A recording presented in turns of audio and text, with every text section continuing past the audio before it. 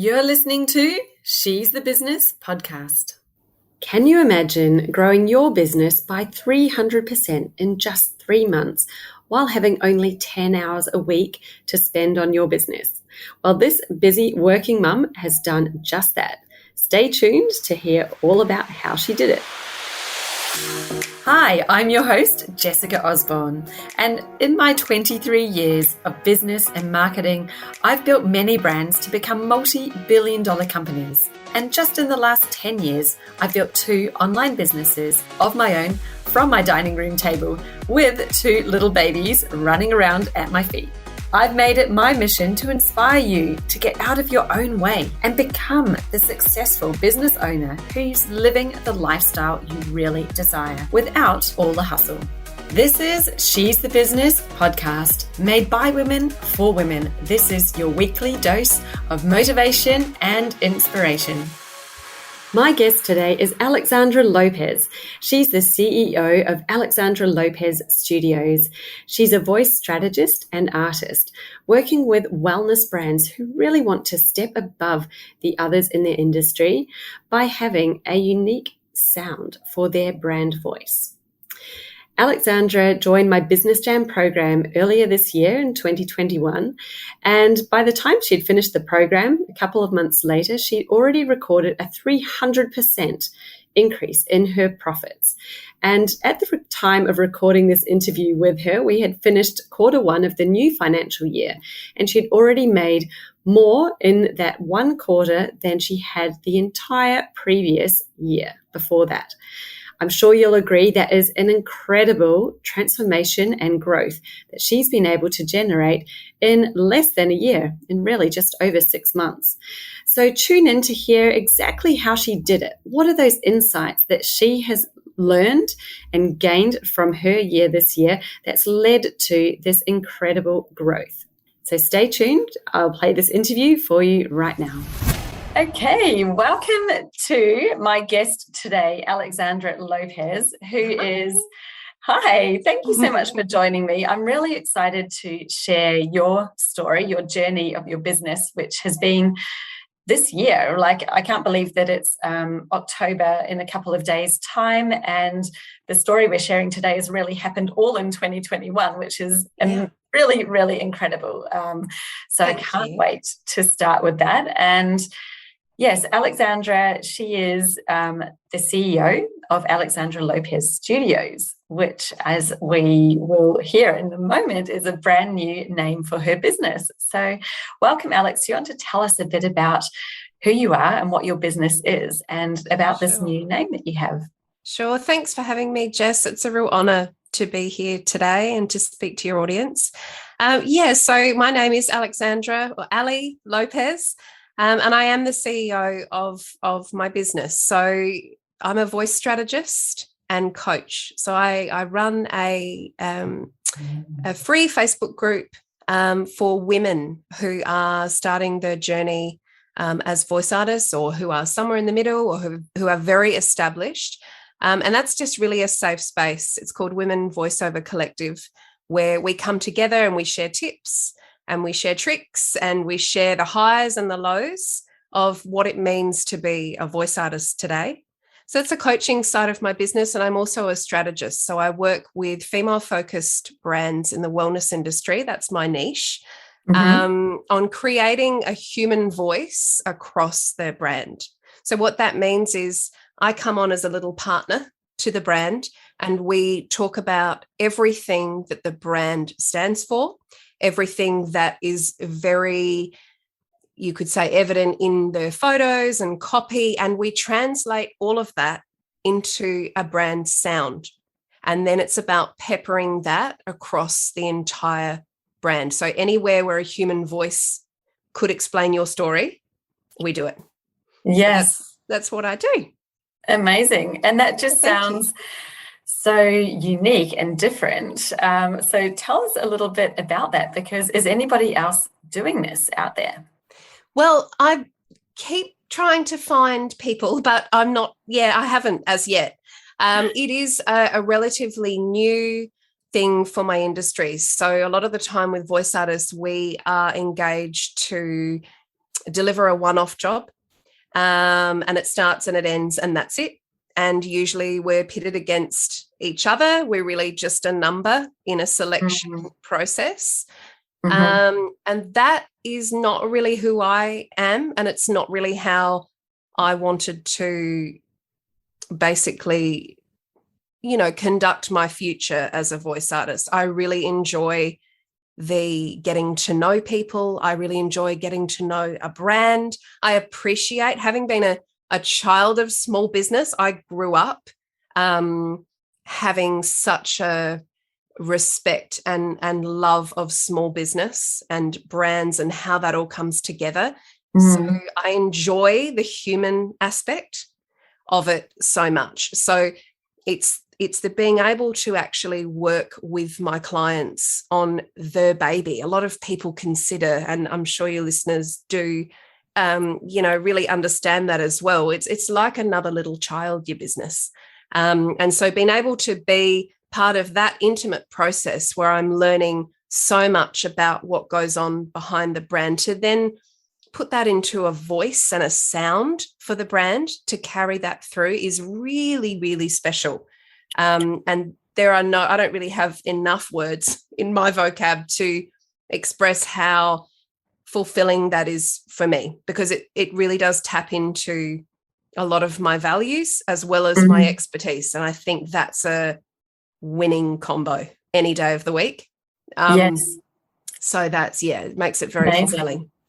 So take us back to the start of this year when, we obviously connected and you decided at the last moment to join in my Business Jam program in February. But tell us a bit about what your business was like then, and I guess what you were really struggling with, so that then we can understand the journey that you've been on this year, and then we can talk a bit more about your, what you've actually achieved now, and some great things that you were sharing with me a few moments ago before we started this interview. So I'm keen to start at the beginning, let everybody know where you were at the beginning of the year. Sure. Okay. So I was, like a lot of performing artists, trying to have my finger in a lot of pies in the hope that that would equal work. And most of the time it actually doesn't. That's just the harsh reality. So I was, the feast and famine in the performing arts is a real thing. Anyone will tell you who's been in it 5 minutes, 50 years. That's the nature. So I knew in the back of my head that trying to find a way to make that less prevalent was going to be the focus. I just didn't quite know how to do that. So you could say I was sort of dancing around, no pun intended, trying to work out, where would the next job be coming from? How would I source that? And now that I look back, I thought I was clear.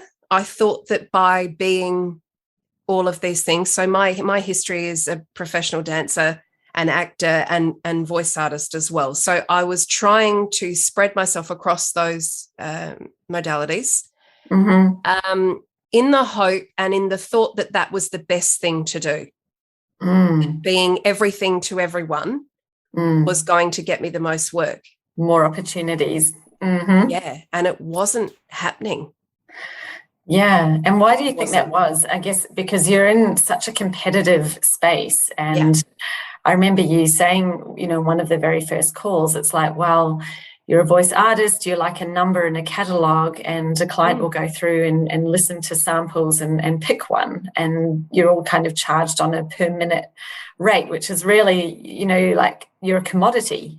You've become a product in a catalogue, and people are picking and choosing. And that was just the way that your industry was. And so I remember that being like a really big barrier to even thinking, well, how could you do this differently?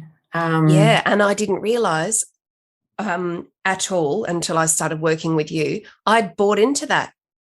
The very thing that was making me feel uncomfortable is something that I just resolved myself to the fact that I was another number, and that I didn't have much more to offer than my number. And that's not, it's not about getting out a violin and feeling sad. It's just that was the mindset. That was that was where I was sitting, and it took you to challenge me to say, I'm not sure that you are just a number. Are you sure? That's where it all began. Yeah. And it really thinking, oh, could there be more? Could we create more? What I remember, I was actually shaking at the idea of niching and my message across my site, on all my socials, being the one thing. I remember feeling frightened, but feeling this sense of weight off my shoulders. Yeah. Absolute weight, because I've been in the performing arts for 2 decades. So that's a lot of ingraining of trying to be something for everybody. Yes. And when you are trying to be something for everybody, you're like, how do I communicate that so that everybody is attracted to me, so that everybody wants to work with me? And you go round and round in circles, because there is no one way to communicate that everybody's going to connect with, or to even be able to stand out to them, because you're trying to talk about one thing over here and something else here and mesh it all into one message. And of course, that just turns it into generalized fluff, what I'd call marketing fluff, where the words that we're saying aren't really having any impact on anybody at all. No. And it does take, a lot of courage, I think, and this is why most people don't do it. And, I think I'd love to hear your description of how you did this, because what you did as well when you niched down was actually do something that didn't even exist in your market. So, your market is this catalog, and that's how everybody was doing it. And through the process that we went through, where, I think that taking you back to focus on, well, what were your real values and what was important to you, and the fact of you being a mother obviously came into it, because you've got limited time to work on your business. And we're looking at, well, how do we make your business profitable in the time you have available? And it really showed straight away that continuing down the path you're on, we were never going to reach it. We weren't going to reach your goals. So I'm really interested to hear your thoughts on that shift, and actually, the courage that you had to stand out and create something brand new that no one else was doing, and the experience you've had with that. Yeah, it took a tremendous amount of courage. It took a bit of hand-holding from you to really say, this is something that, well, here's what you've said you want your revenue to be. Here's what you want from your business. The cold, hard fact of what you just said, you're not going to get there if we don't change things, was sometimes something will be said to you and it will be all you need to just set you on your path. So it really calms down that nervous feeling that you have where, well, what if I lose work? Well, there's all those questions. What if I lose work? What if nobody hires me? What if I say I'm just this and I've got all these opportunities? So there's so much chatter. There's so much monkey chatter that goes on. And I just had to trust the process. I chose to work with you in Business Jam because I wanted something different. So I had to keep reminding myself that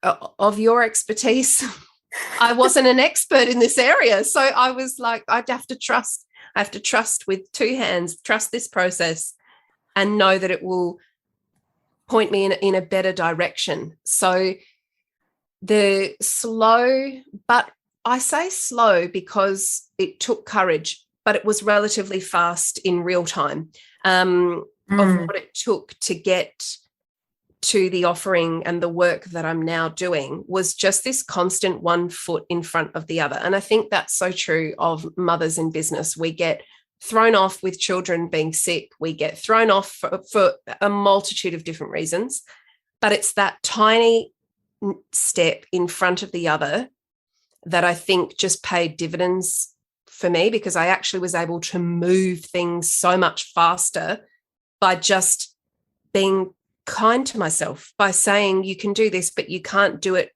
in a crazy fast fashion. You have to do one step in front of the other and you have to trust. So yeah, that's what that looked like, a whole lot of courage and a whole lot of trust, and really trying to work out, because my industry is so I want to say, cookie cutter in so many ways. It was then more courage to try and devise something that I wasn't seeing, but that I could see that my target audience and my niche would really be interested in. So it was, where can we position this offering so that it ticks all of my personal boxes, my business boxes from a revenue standpoint, and my industry, what is not being offered in my industry. And then I started to feel really excited. The nervousness shifted to, I think this is all I've ever wanted to do, is to try and offer something different of huge value and be the driver behind it. So that fear, that fear, I had to just, and there was a little voice that was going, come on, you just have to keep going. You have to keep going, because the fear gave way to excitement. And then it became like, oh, stop me. Yeah, I know, that's so funny. And I think that the feeling of excitement and fear is actually, they almost feel the same. Yes.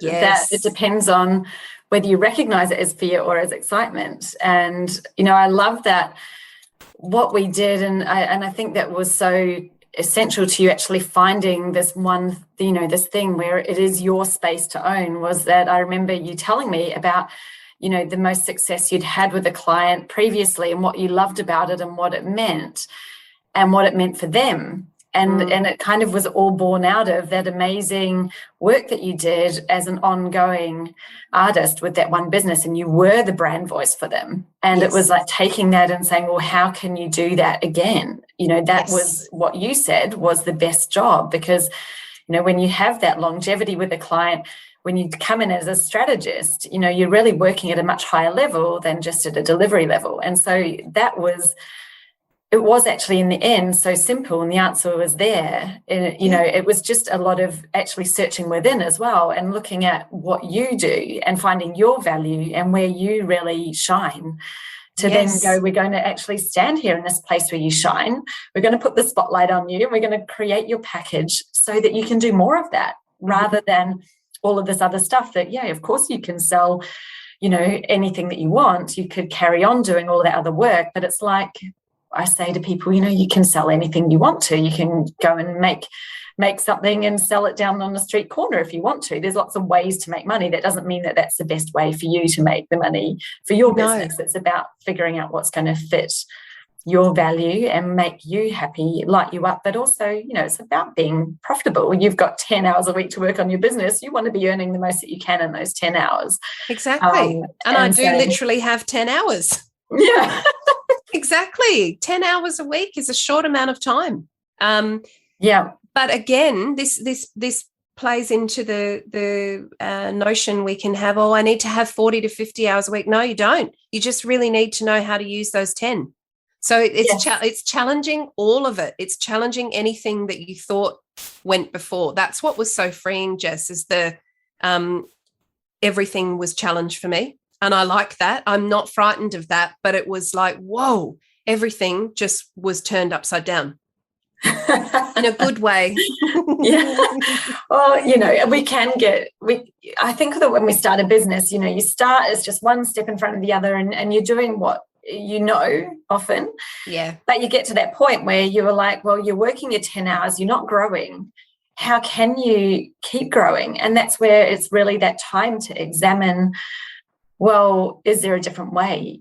And you were very clear on, your family is a massive priority for you. So having your 10 hours a week to work on your business, I was like, that's actually a really good challenge to have, because it's going to get you to really step out and outside your comfort zone and look at, how can I get those revenue goals that I have in the 10 hours and not anymore? And so that's what, was a massive driver in the strategy, because when we could go from where you had, been paid by the minute for voice recording to actually creating a strategic package, working with someone as more of a strategist and service provider, that in itself was just a huge shift. And, I remember, how long did it take you before you had your first client on your new packages?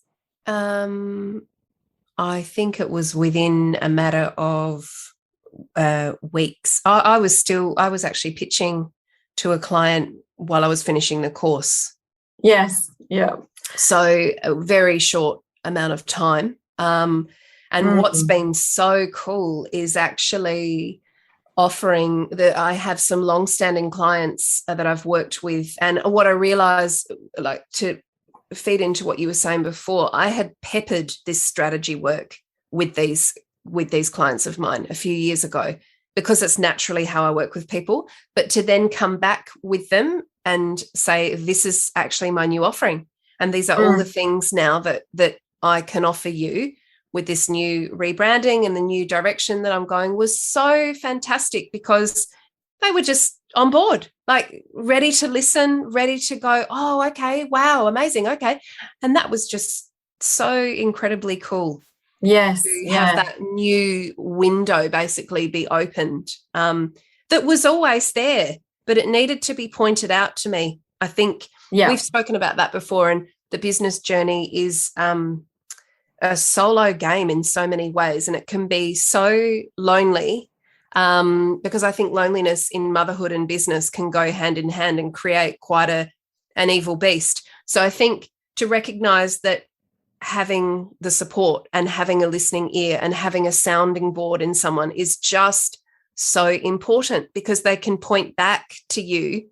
Do you realize that this is here? You just haven't stepped into those shoes? Oh, okay. That's exactly what you did for me. So it's, eternally grateful, because it's just changed everything for me. Yeah, it's amazing. And I think it's partly, something I see a lot of us doing is, letting the market or the clients, dictate to us what we do. Yes. Whereas now you've actually defined, you're leading, you've defined what it is that you do, and then you're telling the clients, this is the value I can bring to you. Yes. And it's actually taking it to that other level that they potentially didn't even realize was possible. So It's a win for you. It's a massive win for them as well. And that's what's so beautiful about it. You've really shifted your identity into, as you say, you're now the CEO of your business. You really stepped into that role as the CEO and of the leader. You're defining your space. And there's a lot of freedom there. That's when you get over the identity crisis, I think, of sometimes putting yourself in a box. The other side of the fence is just green, because you didn't know that existed before. And I think that translates to any industry. That taste of freedom, and like, well, I can make the decision to do that. I cannot work on that because that doesn't feel right. That's incredibly freeing. Wow. That's massive for you as a person, but you as a businesswoman as well. Yes. Going from a yes person to, obviously still serving your clients, but having that courage to stand there and say, well, no, that's not really what I should be doing. And because if you're saying yes to some of those things, it means that you're saying no to something else. And often when you're saying yes to things that aren't the right things, you're saying no, and you're filling that space that could be there for the right work to come along. And, I've seen that happen time and time again. When you do have the courage to say no to those things that aren't the right fit, then you're able to say yes to the work that is there, that's coming in, that you want to be doing. That's exactly right. And I don't believe in the way that I work with clients now. I don't cross over clients. So the client that I'm working with currently is my sole focus. And that's been designed because of the kind of person that I am. I'm highly sensitive. So I require more downtime. I require to not overcrowd my brain with 30 different things. And it means too that my clients know that they're the focus. I'm only working for them at any one time.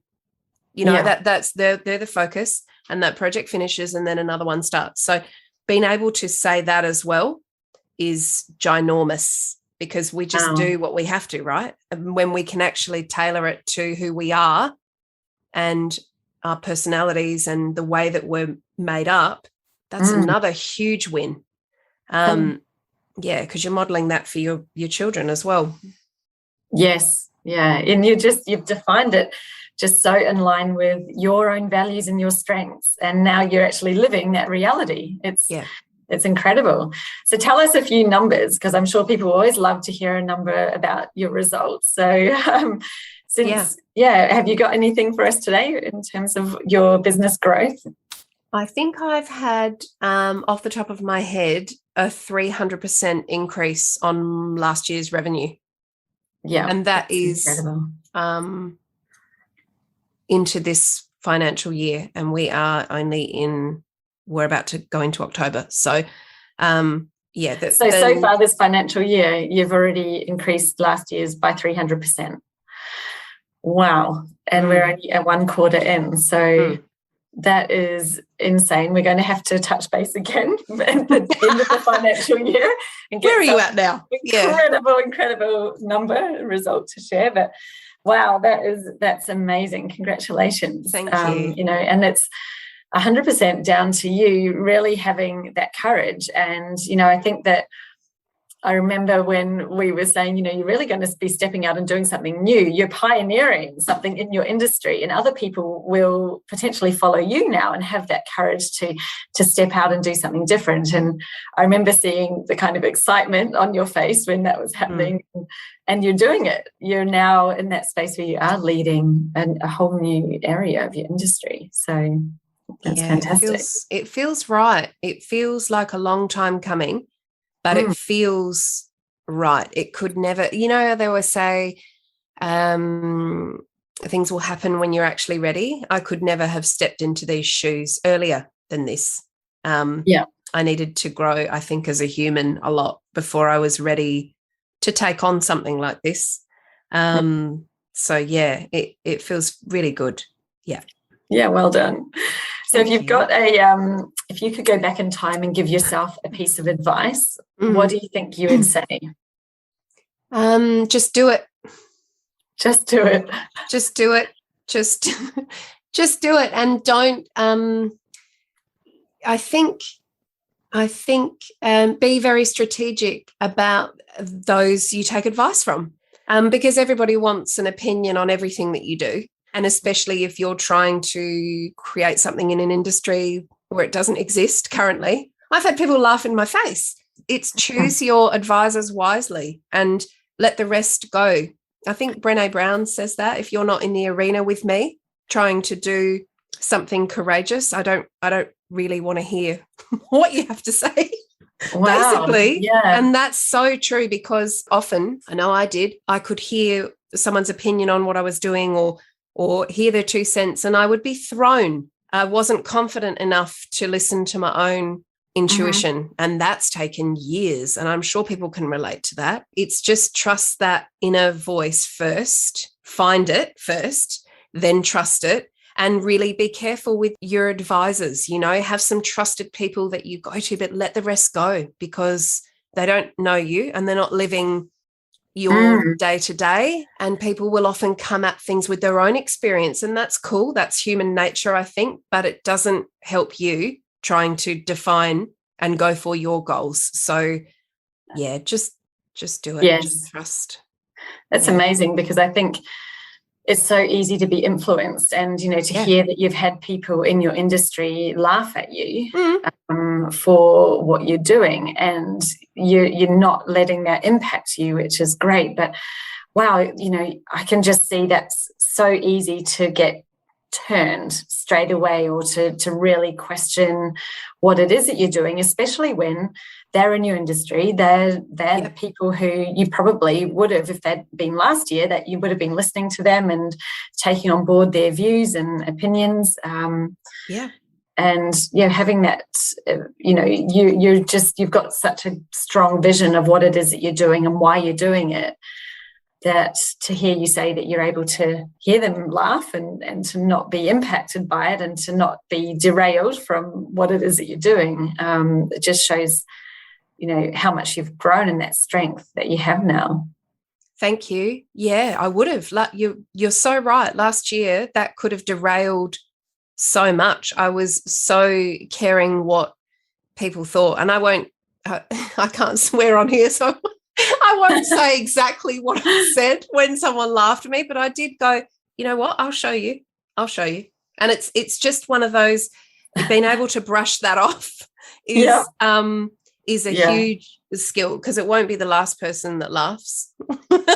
You know what I mean? I don't expect everyone to get it. And that's a huge thing I'd say to anyone, is not everybody has to get what you're doing. It's really just you.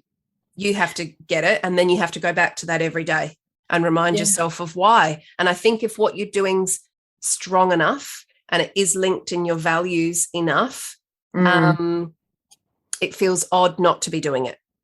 That makes it easier to just, after every hurdle, pick yourself back up again, because that's really all that any of us business mums, that's what we're doing all the time, aren't we? All the time. And I think, it's the proof is in the pudding. Yeah. If they laugh at you, you could say, well, hey, at the start of this year, I was, trying to pick up on jobs, and I was here, there, and everywhere, working on all sorts of different things, but, really scrambling. And now I've got this really great space where I'm working with clients strategically. You're earning so much more, like an incredible increase in what you're earning. You're not spending any more hours working, and how much happier you are. I mean, they can't laugh at the numbers. They can't laugh at the results. So it's funny that they would be laughing now. I'm sure that they won't be soon. Evil laugh. Yeah, exactly. It's that's right. Use it for fuel. Yes. Amazing. So do you have any final words of advice that you would give? We've spoken a lot, I guess, today about your niching down and really creating that space. And part of that was actually aligning your service offering to your niche and your ideal customer. So, getting those pieces of the puzzle together and connecting them in to have that really strong offering.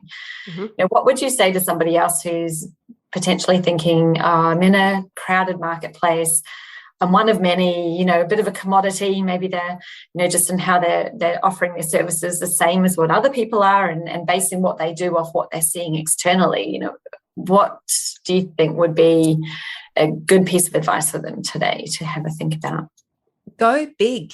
Go, if you are, and I was as well, in that crowded marketplace, trying to offer the same thing, step back and really look at find your niche first, and then really challenge your pricing, challenge what you offer, to create something new. Because I also remember thinking, when I was creating this offering with you, I don't know if I can do that. And then all of a sudden it dawned on me, what if we become a premium? What if it's a premium package?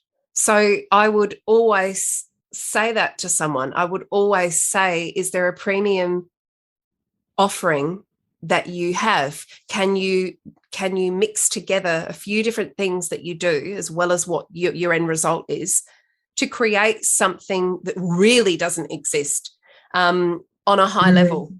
Yeah. It would be that, because to try and just create what's already there with no difference, my question would be, well, why would I go with you? I think it's about really trying to stand out. If you really want to reach those revenue goals and you really want to create something different, you have to look at where you're going to position what you're doing in your market. It's knowing your market so well. Absolutely. And I think that's it. It can feel scary, but what's the worst thing that can happen? You create a premium offering. If nobody buys it, well, hey, guess what? that doesn't matter. You can just adjust it until you get to something that's right. But offering something that's the same as everybody else means that you're going to be compared on price, and that then turns into, like you mentioned before, this really competitive space where people are undercutting each other, and who's the loser in that environment? That kind of situation. It's always the service provider, because you're cutting your own rates to win work, and the only person that is the loser there is yourself. So when we can get away from that and think, well, leave the people doing that over in their space, they can continue doing that, and you can rise up to offer something that's much different, of more value, and at a different level than what that's right. And they are, really, to put it into an analogy, they're general practitioners. So if you think of the medical industry, they're general practitioners, and you become a specialist. Yeah. That was a huge light bulb for me, because I thought, well, that is actually the truth, though, that being able to create a specialist offer just puts it in a different frame. Yeah. Yes, 100%. And, I just had the vision of a whole lot of birds, like seagulls, picking at the scraps and going for, like, trying to scavenge the clients. Yeah. And that's what they all are. Whereas, when you say, well, I'm not going to play that game, I'm not going to go and try to fight them all for scraps that people are throwing. Instead, I'm going to, define something new and at a higher level. Even if I don't think that's out there right now, that doesn't mean that someone doesn't want it. It's about really understanding, like you did. You visualize, well, what you could really do for a brand and for your clients was so much more than just voicing a piece of content that they have. It was creating a brand voice that would become their brand, part of their brand strategy, and help them to have the outcomes of much greater brand recognition, better client connection, longevity, all of those things that for them are important. So when you're connecting your value with what they are looking for in their value, that's where you've been able to have that major win in creating a premium offering and actually just rising above the whole market in your own space. And the interesting thing is, then you start talking to clients initially on what you can offer the brand, rather than, and I'm $2.50. Like, it's not, you're not going in with the price in mind. And also, interestingly enough, they're not standing there going, how much is this going to cost me? Because you're actually talking about, like I said at the beginning, transforming their hard work. It's them. It's what you can do for them. Exactly. And that's talking into that before. I think that requires a mind shift, though, being able to come in and talk about your value, because you have to trust and be confident in your value, as opposed to just, this will cost you $100. Is that going to be okay? It's very different. It's the scavenger sort of versus someone who's cool in their own shoes, and what they can offer. So it's a shift on so many levels. Yes, it has been. I think that's you really, I guess, understood through this process what your real worth was. And it wasn't the minute rate. It was so much more than that, because it's what you actually bring to your clients. And so it changes the whole conversation. Like you just said, you're going in and leading with what you're bringing to their brand and how you can help their brand to rise up a level, to improve, and so you're very outcome orientated for them. You're not going in and saying, hey, I've got this service, it's this, and this is how much it is, this is how it works, which is that taking them to then think, well, what does that mean for us? How would we use it? Is it important? You're going in straight away with, hey, this is what's important. This is why this is important to you. And this is what it could mean. They're interested. And the price, I was like, the price becomes not irrelevant completely, but a lot less important. And they won't be asking for it until they're actually ready to buy. And it becomes part of the conversation. And you, of course, have so much more confidence to stand there and say, well, this is what it's worth, because I know what it's worth to you. Like it's worth so much more. And even this amount that I'm going to charge you is small in comparison to the value that you're going to bring to them. Exactly. Which is why you can have that confidence. Exactly right. It just, voice, if we can think about voice as being part of our business strategy in terms of, appealing to our audience's five senses. Mm. It's a relatively new thing that brands are understanding, but it's just as important. And that's a really interesting thing for listeners to take away too, is to, be aware that that the way that we market is definitely shifting, and being able to hear and be spoken to through the spoken word as your brand is so impactful and powerful to people. And it is just as important as your copy, as your images, as anything else that's pretty and beautiful about your brand is also the way that your brand sounds. How many times have you called and been excited about making a purchase, and someone will put you on hold and you'll just hear music? It's sort of, it's all of these touch points that are just so important for brands to understand. Yeah. Yes, definitely. The more different senses we can engage with them on, the deeper that connection is. So 100%. I can see this is exciting, which I've been so excited when you came up with this, but I can really see a huge shift coming, for all businesses, where everyone's going to start realizing that we need to engage more of the senses in our marketing.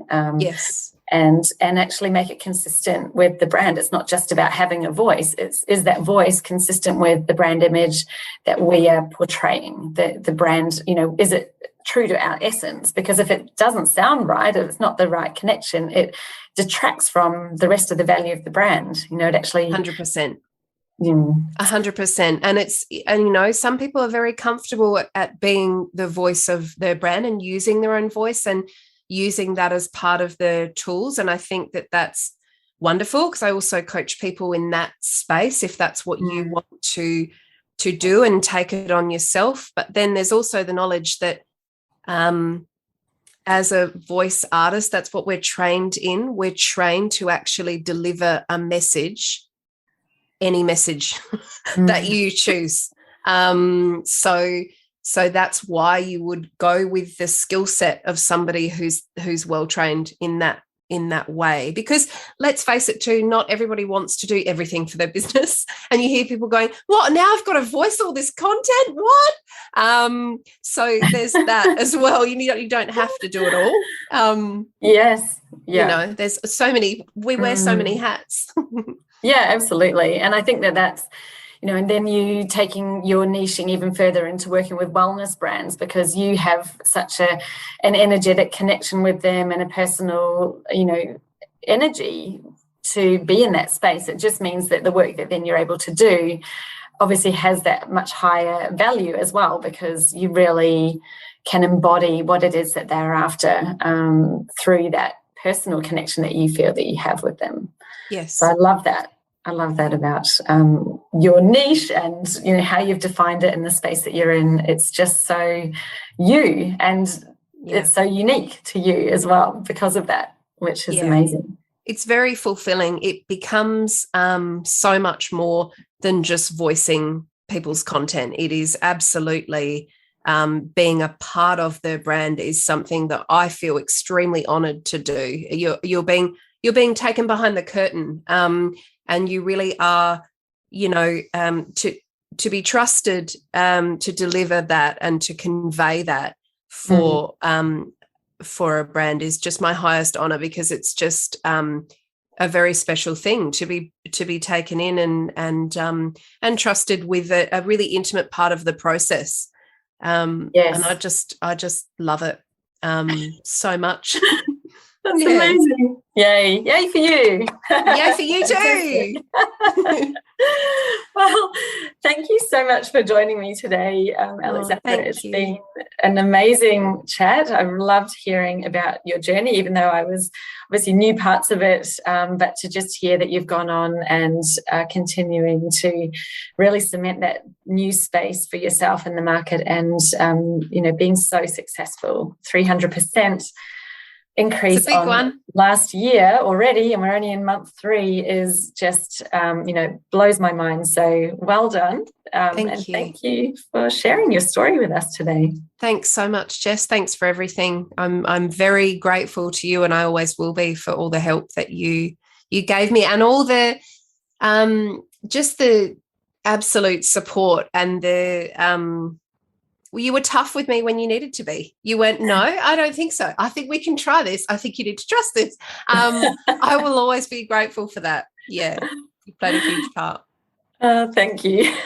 It's that balance between being supportive and then giving a little push when needed. But Absolutely. I'm really pleased to hear you feel like it was, it was a nice collaborative effort, and you had it all there. It was just sort of really helping you to see what was possible and trust in yourself as well. So thank you for taking part and submitting and trusting in the process. I really, I love working with people like yourself. Oh, thank you. It was the best. Thank you. Okay, we'll talk soon. Thanks, Jess. Bye. Bye. So if you would like to improve the marketing of your business, then the first place we always start is with your ideal customer avatar. Now, my system for your ideal client is different to most. With my ultimate customer avatar worksheet, there are 35 questions to help you really deep dive into what your ideal client is currently thinking, feeling, and what their goals are, what they're doing in their buying behavior. Go to jessicaosborne.com/customer-avatar to download your free copy of my ultimate customer avatar worksheet today.